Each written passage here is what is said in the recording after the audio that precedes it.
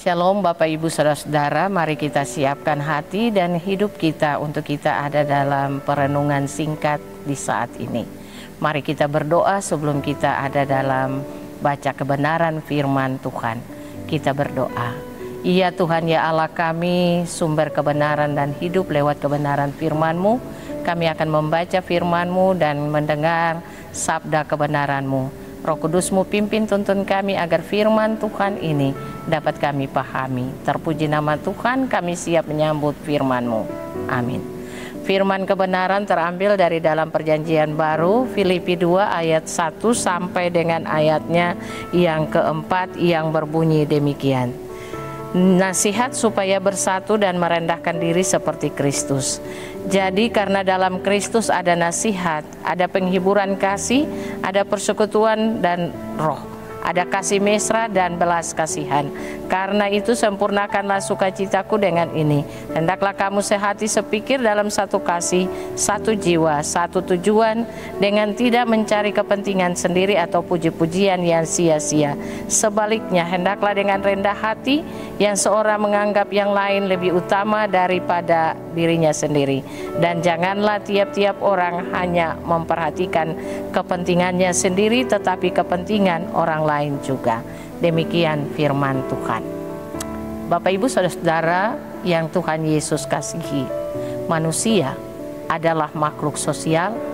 Karena itu manusia tidak bisa hidup seorang diri tanpa orang lain di sekitar kehidupannya.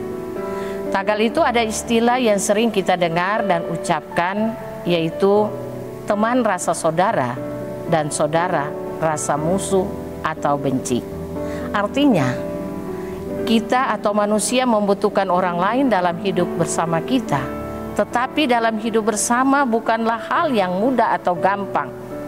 Kadangkala yang dibilang teman, kenalan, tetangga, bahkan saudara dapat berubah posisi sebagai saingan atau lawan yang kita anggap mengancam posisi kita.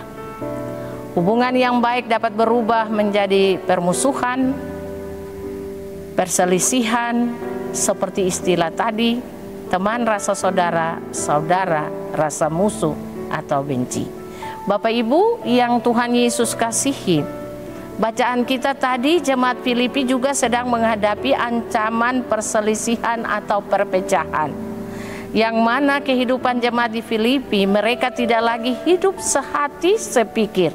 Karena itu Paulus dari dalam penjara menulis suratnya kepada jemaat Filipi untuk sehati sepikir dalam satu kasih, satu jiwa, dan satu tujuan. Untuk itu Bapak Ibu, pertanyaan bagi kita, mengapa Paulus berada dalam penjara? Paulus berada dalam penjara karena pemberitaan Injil. Tetapi Paulus tidak mau untuk mendiamkan situasi dan kondisi jemaat Filipi yang berada di dalam perselisihan. Paulus tidak mau pemberitaan Injil yang telah ditaburkan itu menjadi sia-sia.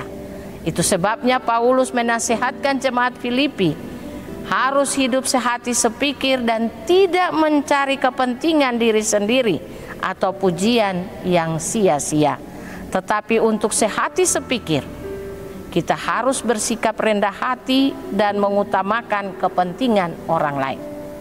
Bapak Ibu yang Tuhan Yesus kasihi, secara singkat anggota tubuh kita ini dapat kita pakaikan, kita gunakan untuk saling menasihati satu dengan yang lain.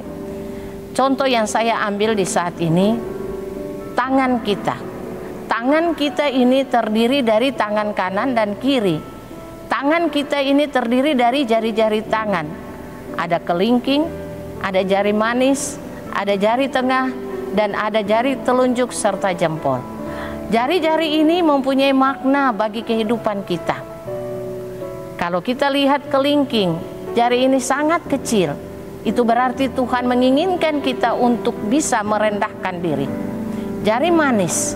Jari manis ini kalau kita lihat, kita pergunakan untuk memakai cincin. Bisa emas, bisa berlian, bahkan sampai kepada imitasi pun dipakailah di jari manis ini. Kalau ketika pakai, itu berarti kita lihat teramat manis dan cantik. Pertanyaan bagi kita, apakah kita bisa hidup manis dengan orang lain? Yang ketiga, jari tengah. Jari tengah ini Bapak Ibu menandakan bahwa kehidupan kita sebagai orang Kristen, sebagai orang percaya, kita hidup di tengah-tengah kehidupan dengan orang lain. Bisa saja dari pihak ajaran lain, tetapi juga kita hidup berbeda satu dengan yang lain, adat istiadat kita. Nah, kita dimintakan untuk bisa mawas diri. Kemudian jari telunjuk. Jari telunjuk ini Bapak Ibu, kita harus mengingat bahwa siapapun kita, Tuhan memberikan kepercayaan bagi kita untuk memimpin. Dan ketika kita memimpin, berarti kita memberikan aba-aba, menunjukkan bahwa kita punya kualitas, kita punya kemampuan untuk memimpin orang lain.